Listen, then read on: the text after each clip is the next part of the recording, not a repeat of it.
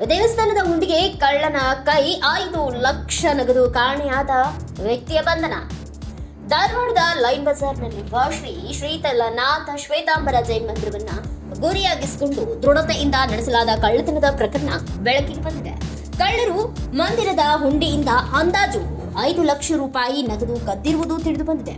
ತಡರಾತ್ರಿ ನಡೆದ ಈ ಘಟನೆಯಲ್ಲಿ ಕಳ್ಳ ಮೊದಲು ಮಂದಿರದ ಸಿಸಿಟಿವಿ ಕ್ಯಾಮೆರಾಗಳ ಕೇಬಲ್ಗಳನ್ನು ಕತ್ತರಿಸಿ ನಂತರ ದೇವಾಲಯದಲ್ಲಿದ್ದ ಸುಮಾರು 7 ಲಕ್ಷ ರೂಪಾಯಿ ಮೌಲ್ಯದ ಬೆಳ್ಳಿಯ ಸಾಮಾನುಗಳನ್ನ ಚೀಲದಲ್ಲಿ ತುಂಬಿದ್ದಾರೆ.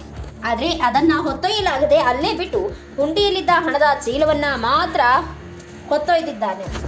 ಗಮನಾರ್ಹ ಅಂಶವೆಂದರೆ ದೇವರ ವಿಗ್ರಹದ ಮೇಲಿದ್ದ ಚಿನ್ನದ ಆಭರಣಗಳನ್ನ ಕಳ್ಳ ಮುಟ್ಟಿರಲಿಲ್ಲ. ಅವನ ಗುರಿ ಕೇವಲ ನಗದು ಹಣವಾಗಿತ್ತು ಎಂದು ತೋರುತ್ತದೆ.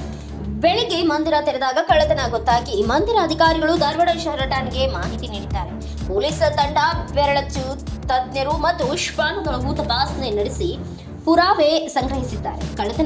ಕಳ್ಳನ ಗುರುತು ಹಾಗೂ ಅವನನ್ನ ಕಂಡುಹಿಡಿಯುವ ಕುರಿತು ತನಿಖೆ ನಡೆದಿದೆ.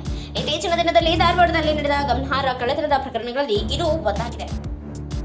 ದೇವಾಲಯದ ಸುರಕ್ಷತಾ ವ್ಯವಸ್ಥೆಗಳ ಬಗ್ಗೆ ಗಂಭೀರ ಪ್ರಶ್ನೆಗಳು ಎದ್ದಿದೆ.